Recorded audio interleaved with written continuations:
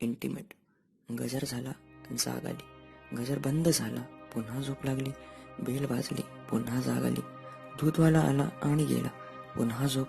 तिसऱ्यांदा बेल वाजली, आता पेपरवाला. बेल वाजल्याबरोबर दरवाजाच्या कडीत पेपर अडकवल्याची खसखस. पेपर तसा अडकवताना कधी कधी दरवाजाची कडी पण हलकीच वाजते. मग शेजाऱ्यांचे घर. विचारांच्या घरात बेल वाजते, तीही मला ऐकायला येते. दिवसाची सुरुवात अशीच होते, नाटकासारखी. अशा 3 घंटा झाल्या की जसा पडदा उघडतात तसा मी बाहेरचा दरवाजा उघडतो. कडीला अडकवलेला पेपर काढून घेतो. विचारांचा दरवाजा उघडला जाण्याची वाट पाहतो. मग विचारे दार उघडतात. आम्ही एकमेकांना गुड मॉर्निंग करतो आणि आपापल्या घरात जातो. हा क्रम गेल्या 9 वर्षाचा. कधी कधी विचारे प्रथम दरवाजा उघडून माझी वाट पाहत उभे असतात. तसं झालं की डोळे मिचकवत ते म्हणतात, वहिनी पटकन सोडला नाही वाटतं. वहिनीने पटकन सोडला नाही वाटतं. स्वतःवरून बोलू नका. मी तिथंच अकाउंट क्लोज करतो. अगदी पहिल्या दिवशी आमची जेव्हा अशी पहाटे भेट झाली होती, त्या दिवशी मी म्हणालो होतो, आज प्रथम माझं तोंड पाहत आहात. दिवस कसा गेला तर रात्री नक्की कळवा. त्यानंतर मी ते विसरलो होतो, पण विचारांच्या ते ध्यानात होतं.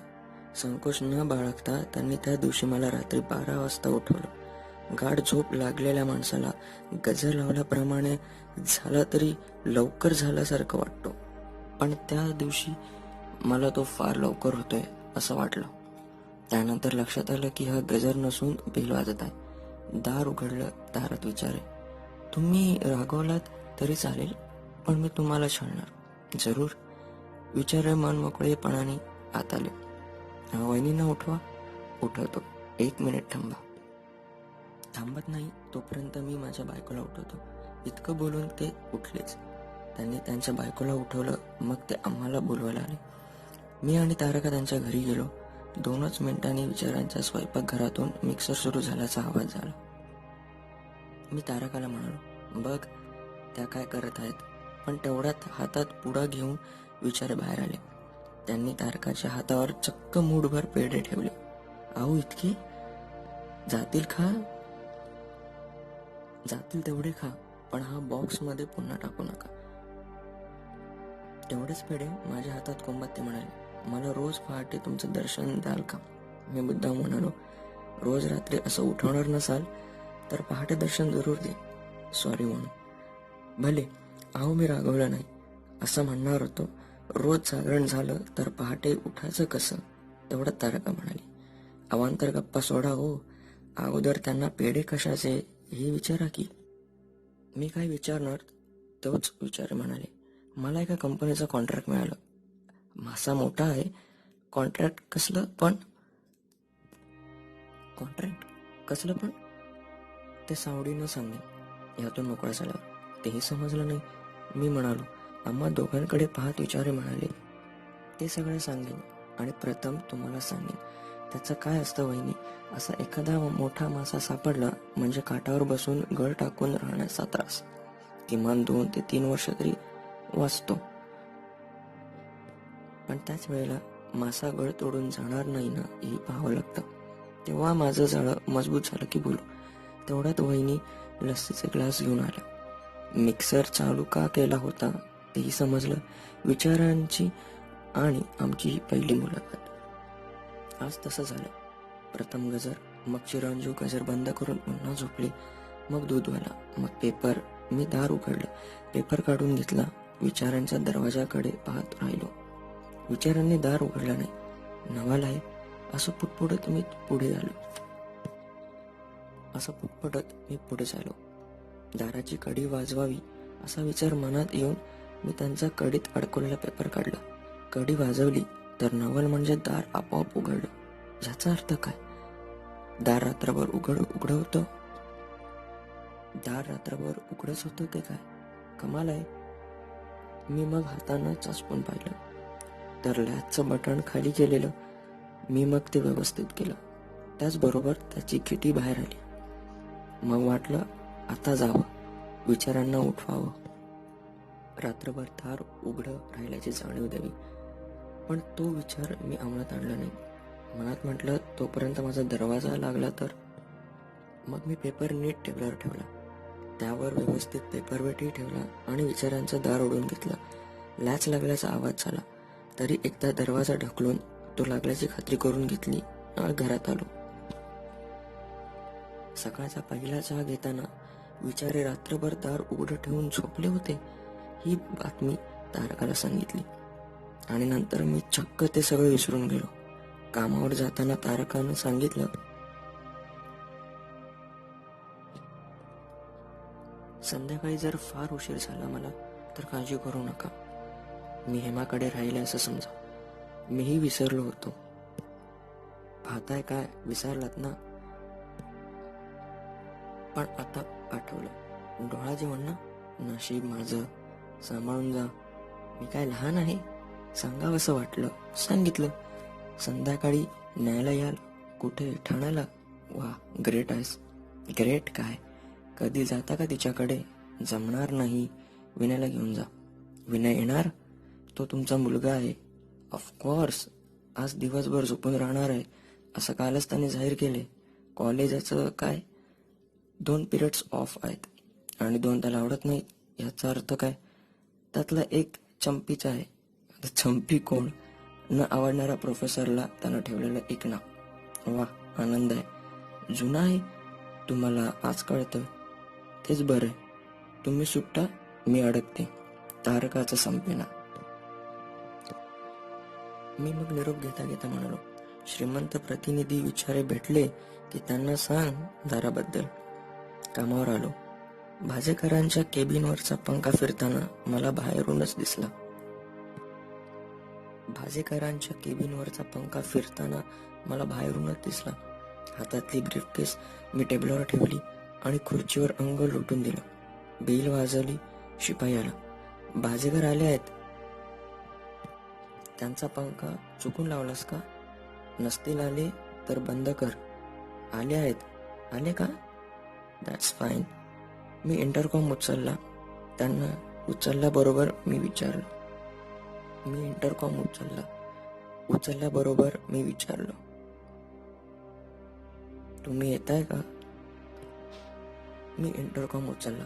त्यांनी उचलल्याबरोबर मी विचारलं, तुम्ही येताय की मी येऊ? आलोच. फोन जागेवर ठेवता ठेवता भाजेकर आले. काय साहेबा, पत्ता कुठे? भल्या माणसा, चक्क 5 दिवस दांडी ना? काय साहेबा, पत्ता काय? भल्या माणसा, चक्क 5 दिवस दांडी न सांगता? तुम्ही हे प्रश्न विचारणार असं म्हणता. तुम्ही हे सगळे प्रश्न विचारणार असं म्हणताच त्या दिवशी मुंबई सोडली. अर्थात मी 5 दिवस कामावर येऊ शकणार नाही याची मला त्याच दिवशी कल्पना नव्हती. कुठे गेला होता दौरा? बडोदा? तुमच्या बंधूंकडे? होय. थोरली पाती का धाकटी पाती? नंबर 2 कडे. थोरली पाती. गाडीवाले? तेच. त्यांच्या फिएटची आता काही तक्रार नाही ना? गाडीपेक्षा तक्रार त्यांच्या स्वतःची जास्त असते. जरा खट्ट आवाज झाला की मेकॅनिकलला फोन जातो.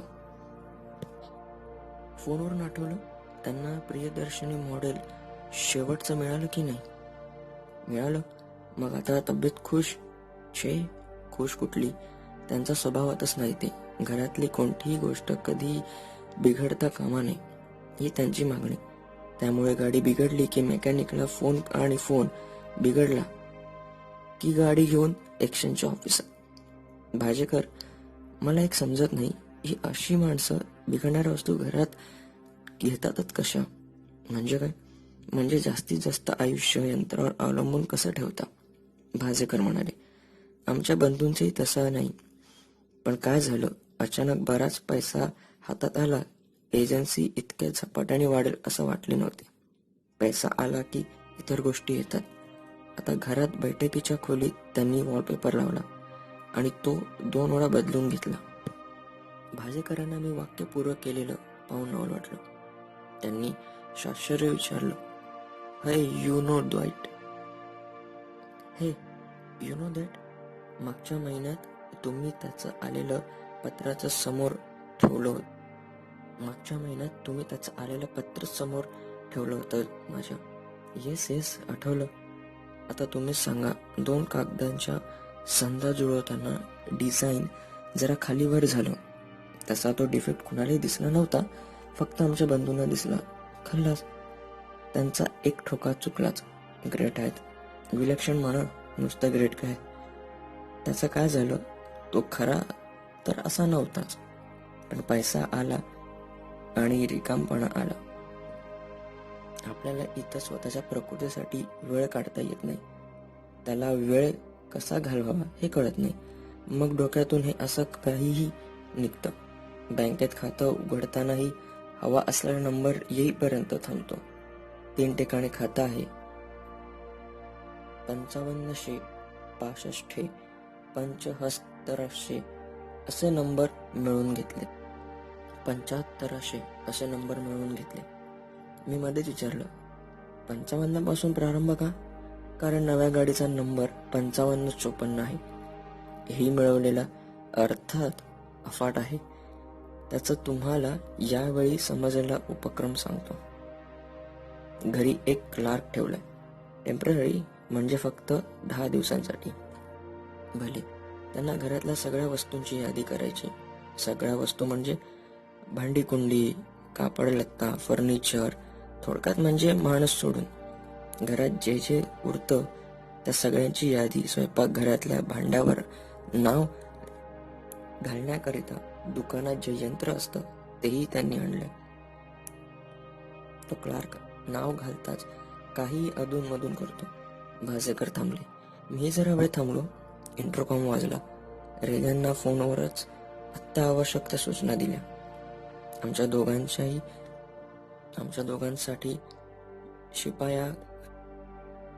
शिपायांकरवी चहा मागवला. चहा घेता घेता मी भाजेकरांना म्हणालो, भाजेकर, हे सगळं झालं, पण 5 दिवसांच्या गुंगाऱ्या काय? चहा संपवीत भाजेकर म्हणाले, तेच सांगतोय. आमच्या बंधूंकडे एक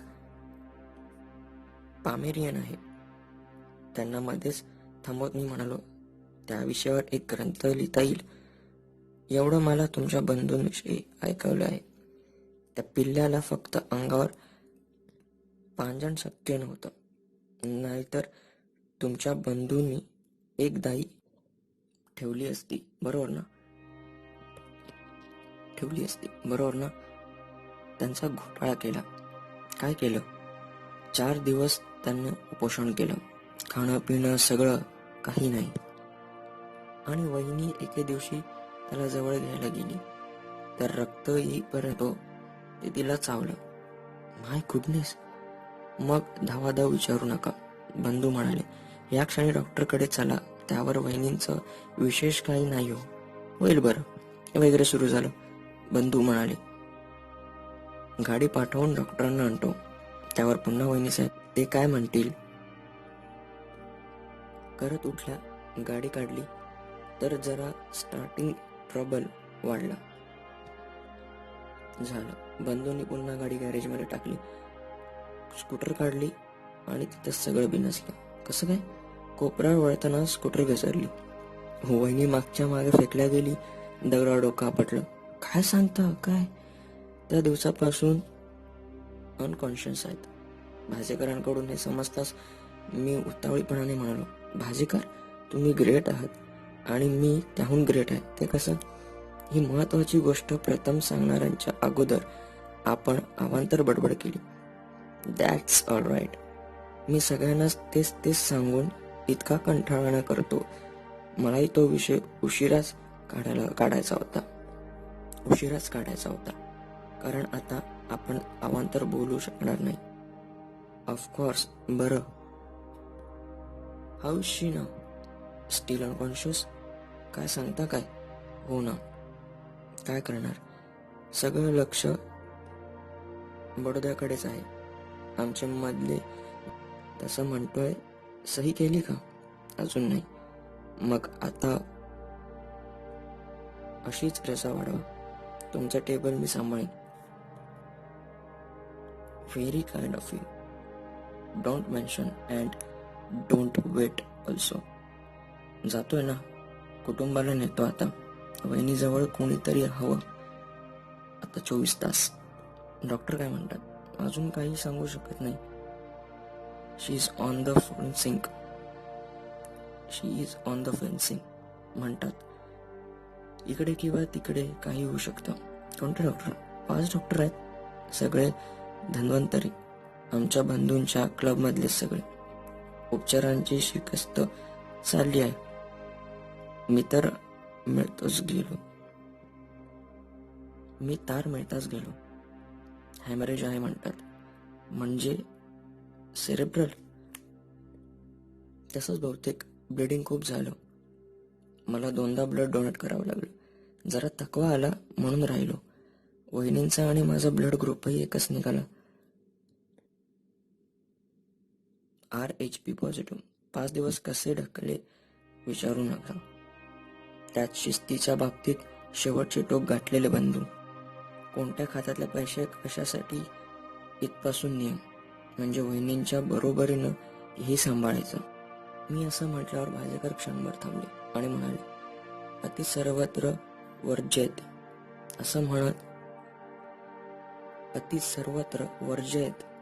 असं म्हणत आपण म्हणतो. पण हे म्हणताना अतिच्या कितीतरी अलीकडे आपण थांबलेलो असतो. आपल्याला काहीच करायचं नसतं.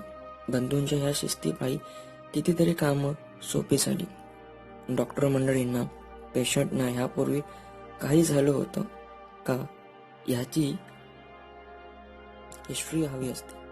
आमच्या बंधूंकडे ही प्रत्येक व्यक्तीची हिस्ट्री लिहिलेली सापडेल. ऑफिसात देखील तो प्रत्येकाच्या बाबतीत तितकाच जागरूक आहे. He knows everything of everybody. त्यामुळे माणसं हा म्हणता गोळा झाली. केव्हा तरी या सगळ्याचा विचार करावासा वाटतो. भाजेकर निरोप घेऊन गेले. मी कामाला लागलो. रेगांचा फोन आला. साहेब बोला. वॉर्ड ऑफिसला फोन करायचा आहे ना? अरे हो, विसरलोच. आठवण केल्याबद्दल थँक्स. फोन खाली ठेवून मी ऑपरेटरला सांगितलं, मला जरा वॉर्ड ऑफिसला जोडून दे. ऑपरेटर म्हणाला, बाहेरचा कॉल आलाय, तो घ्या आधी, नंबर देतो. All right. त्यानं नंबर जोडला. हॅलो, बोला. काळे आहेत का? बोलतोय. मी दळवी बोलतोय. कोण दळवी? सोसायटीतला. अरे तुम्ही का? सॉरी. हां, आमच्याकडे आणखी एक दळवी आहेत. म्हणून. It's all right. बोला. बातमी जरा वाईट आहे. असं? तुमचे पडोसी विचारे, त्यांचं काय? He has committed suicide. Impossible. मी ओरडलोच. तुम्हाला धक्का बसणं स्वाभाविक होतं, पण काय करणार? It's fact. A very tragic. तुम्ही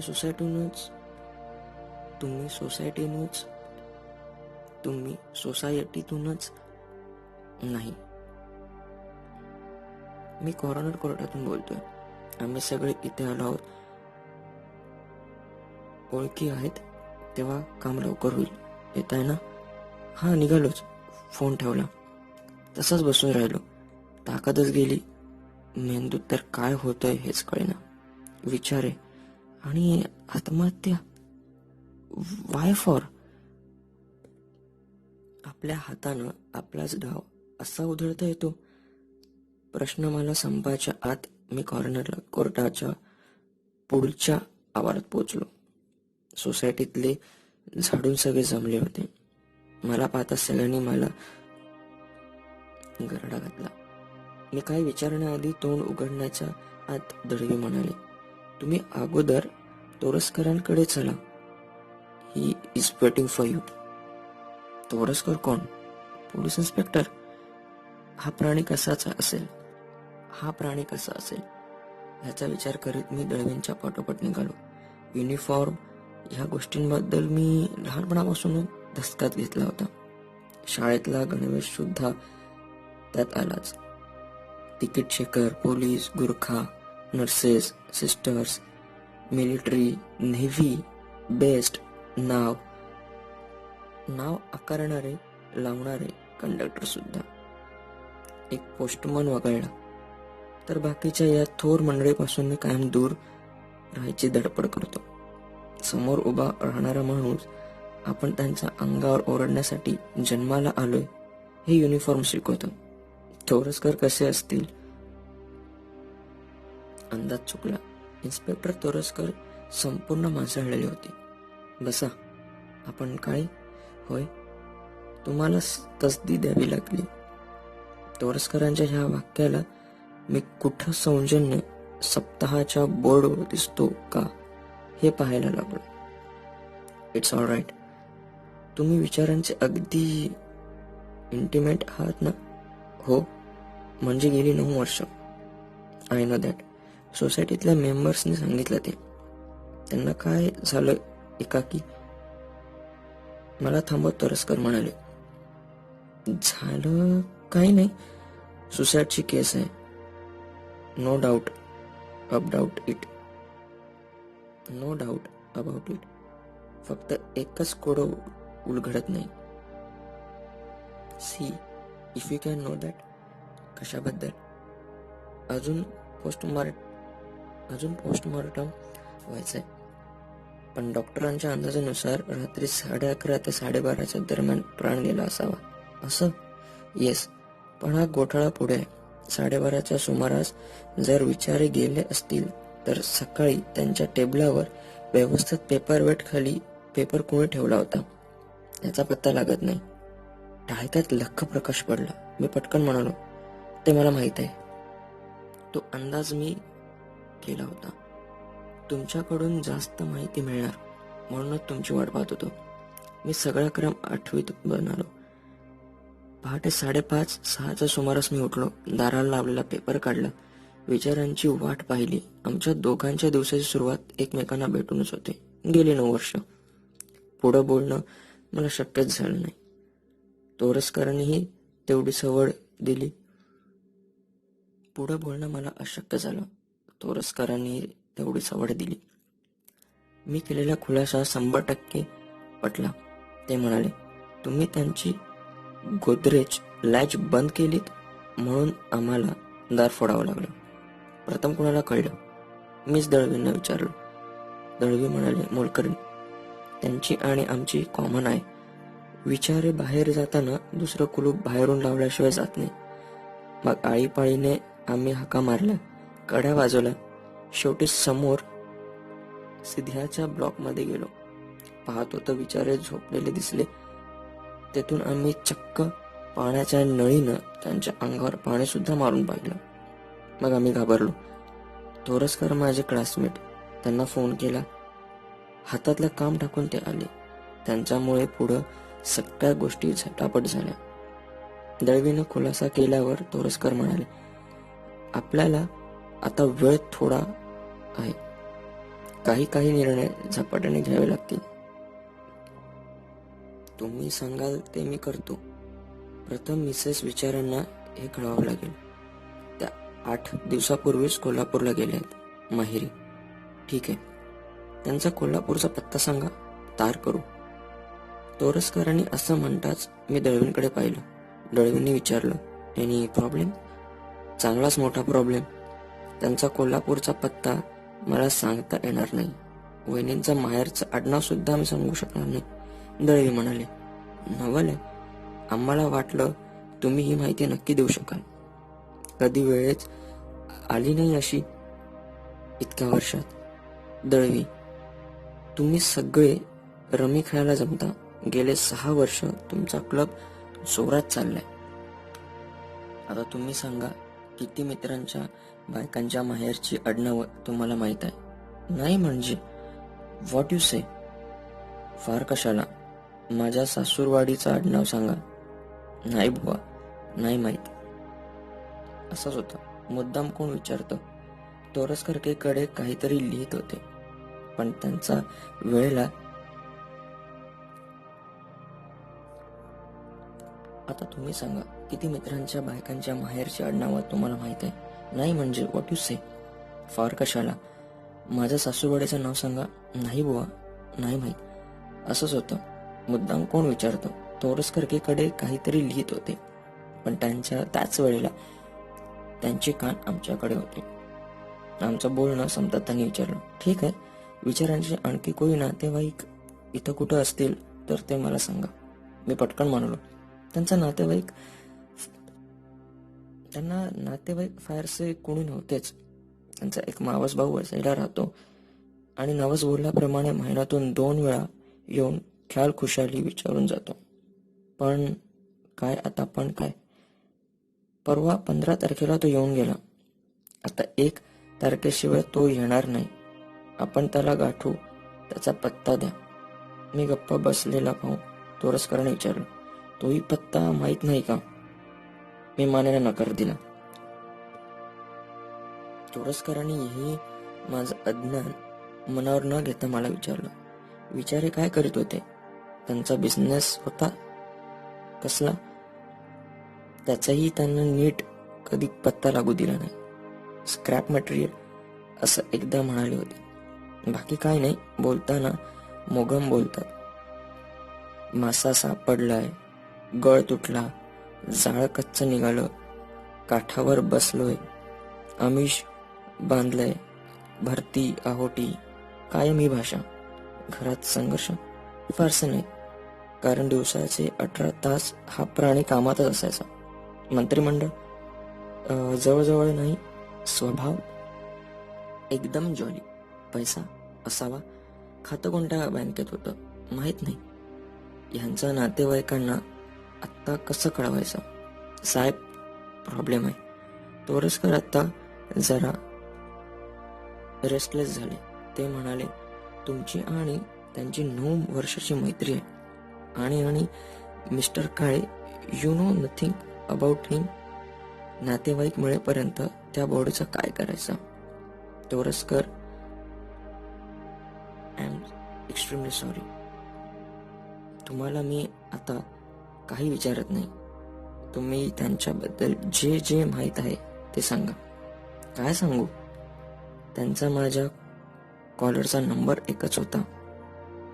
त्यांना फक्त आर्लेम बियर आवडत असे. पावसाळ्याचा सीझन आला की ते वैतागून जात. बस, मला एवढंच माहित आहे. तेवढ्यात तोरसकरांना बोलायला कोणीतरी आलं. ड्रॉवर मधलं पत्र काढून माझ्या हातात देत ते आलोच म्हणत बाहेर पडले. पत्र विचारांचं होतं. मी राजीखुशीनं आत्महत्या करीत आहे. माझ्या या मरणाबद्दल कुणालाही जबाबदार धरू नये. गेले महिनाभर हा विचार मनात होताच. सौभाग्यवतीला मुद्दामून माहेरी पाठवलाय. माझ्या बाबतीची कोणतीही माहिती माझे इंटिमेट स्नेही काळे यांना विचारावी. मी चिठ्ठी वारंवार वाचत होतो. त्यात इंटिमेट हा शब्द मला छळत होता. केव्हा तरी बोलताना विचारे म्हणाले होते, आपली मराठी भाषा रांगडी आहे. रांगडी तर आहेच, पण कर्कश आहे. जीवश्य कंठस्य अशी ओळख करून द्यायची म्हणजे. आणि त्यानंतर मी विचारांची आणि विचारे यांची माझी इंटिमेट अशी ओळख करून द्यायला लागलो. आता तो शब्द माझा उपहार. त्यानंतर मी विचारांची आणि विचारे माझी इंटिमेट अशी ओळख करून द्यायला लागलो. आता तो शब्द माझा उपहास करीत होता. एक मित्र आत्महत्येचा महिनाभर विचार करीत असतो. त्याच दुसऱ्याला पत्ताही नसतो. आम्ही एकत्र टिप्स काढल्या, नाटक पाहिली, हॉटेलात बिलं भरण्यासाठी भांडलो. आमची कॉलर एकाच मापाची. त्यांना आर्लेम आवडत होती. संपलं. एक इंटिमेट मित्राला, तुला मग काय माहित आहे का? मी म्हणालो. बडोद्याला माझ्या मित्राची भाजेकराची एक वहिनी आहे. तिच्या गाडीचा number, bank account number, wallpaper इतकंच नव्हे तर तिचा ब्लड ग्रुप कोणता आहे हे मी पाहिलंच पण नाही. त्या वहिनीला मी पाहिलेलंच पण नाही. विचारांचं ते अक्षर मला खो खो हसायला लागलं. हसता हसता ते म्हणालं, माय इंटिमेट. आता शेवटचा प्रश्न. भाजेकरांच्या वहिनींची तुला सगळी माहिती आहे. आता फक्त भाजेकरांच्या बायकोचं माहेरचं आडनाव सांगशील का? विचारांची चिठ्ठी दळवींकडे दिली. बस एवढीच होती ही कथा. कथा आवडल्यास नक्की कमेंट करा.